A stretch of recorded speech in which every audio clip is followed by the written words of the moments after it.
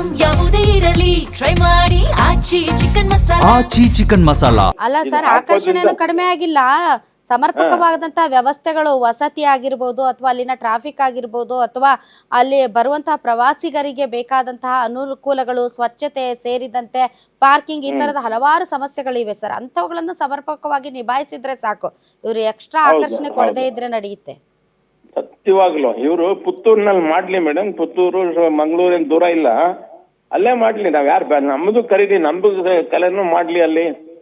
ಈಗ ಮಂಗಳೂರು ಕರಾವಳಿನಲ್ಲಿ ಏನು ಕೋಲ ಕುಣಿತ ಮತ್ತೆ ಇದು ಅವ್ರದ್ದು ಏನು ಭೂತ ಕುಣಿತ ಇವೆಲ್ಲ ಅಲ್ಲಿ ಫೇಮಸ್. ಸರ್ ರಂಗರಾಜು ಸರ್, ಸಾರಿ ನಿಮ್ಮನ್ನ ಇಂಟರಪ್ಟ್ ಮಾಡ್ತಾ ಇದೀನಿ. ಅಲ್ಲ, ನೀವು ಇನ್ನೂ ಕೂಡ ಇದೇನೋ ಇನ್ನು ಪ್ರಾಥಮಿಕ ಹಂತದಲ್ಲಿದೆ, ಇನ್ನು ಜನ ಒಪ್ಪಿಲ್ಲ, ಜನ ಒಪ್ಪದ್ಮೇಲೆ ಮಾಡ್ತಾರೆ ಅಂತ ನಾನು ಅನ್ಕೊಂಡಿದ್ದೀನಿ. ಆಲ್ರೆಡಿ ಮರುಗಿಡಗಳನ್ನೆಲ್ಲ ಕಡ್ದಾಕಿದಾರಲ್ಲ ಸರ್ ಅವರು.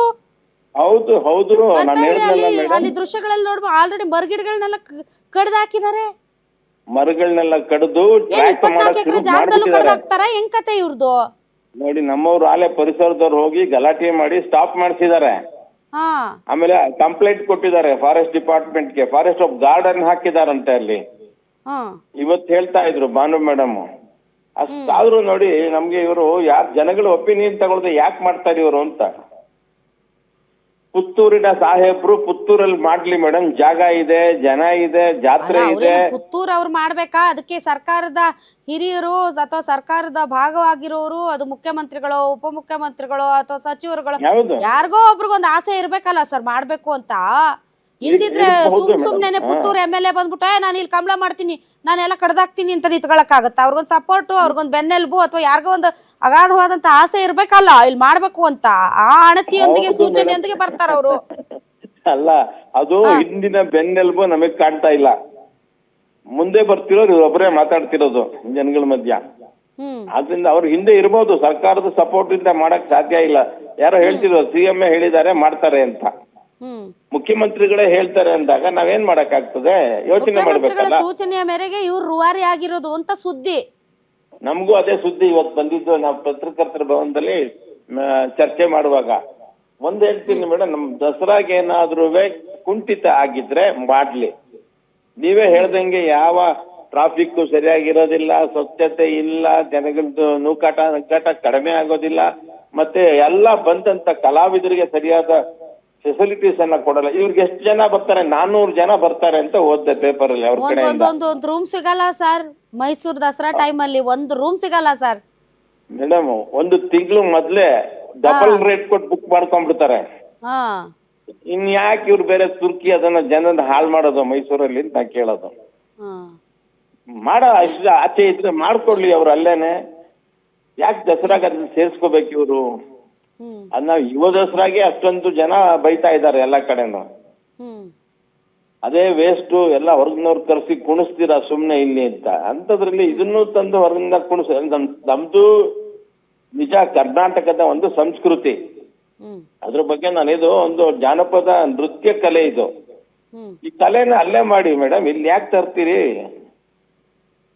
ನಾವ್ ಹೇಳ್ತೀವ ನಮ್ದೆಲ್ಲ ತಗೊಂಡ್ ನೀವು ಮಾಡಿ ಅಲ್ಲಿ ಅಂತ. ಬೇಕಾದ್ರೆ ಕರ್ಸ್ಕೊತಾರೆ, ದುಡ್ಡು ಕೊಡ್ತಾರೆ. ಮತ್ತೆ ಯಾವುದೇ ಸರ್ ಇವ್ರು ಇಂತಾವ್ ಮಾಡೋದ್ರಿಂದ ಸರ್ ಏನಾಗುತ್ತೆ ಅಂದ್ರೆ, ನಾವು ಬಹಳ ಸರಿ ಏನ್ ಹೇಳ್ತೀವಿ ಅಂತಂದ್ರೆ, ಅದು ಏನು ಅಲ್ಲಿದನ್ನ ಅಲ್ಲೇ ಮಾಡಿ, ಅನಗತ್ಯವಾಗಿ ಬೇರೆ ಕಡೆ ಯಾಕ, ಅಲ್ಲಿಯ ಸಂಸ್ಕೃತಿ ಅಲ್ಲೇ ಆಚರಣೆ ಮಾಡಿದ್ರೆ ಒಳ್ಳೇದು.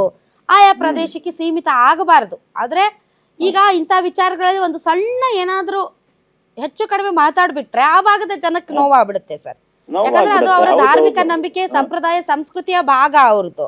ಸೊ ಅವ್ರ ಭಾವನೆಗಳ ಜೊತೆ ಆಟ ಆಡ್ದಂಗ ಆಗುತ್ತೆ. ಸುಮ್ನೆ ಆ ಕರಾವಳಿಗರನ್ನು ಮೈಸೂರಿಗರ ನಡುವೆ ತಂದಿಕ್ಕ ಕೆಲಸ ಆಗ್ಬಿಡುತ್ತೆ ಸರ್ ಇದು. ನಿಜ ಮೇಡಮ್, ಭೌಗೋಳಿಕವಾಗಿ ಆ ಪ್ರದೇಶ ಅದು ಹೊಂದ್ಕೊಂಡಿದೆ, ಅಲ್ಲಿನ ಸಂಸ್ಕೃತಿಗೆ ಅದು ಹೊಂದ್ಕೊಂಡಿದೆ.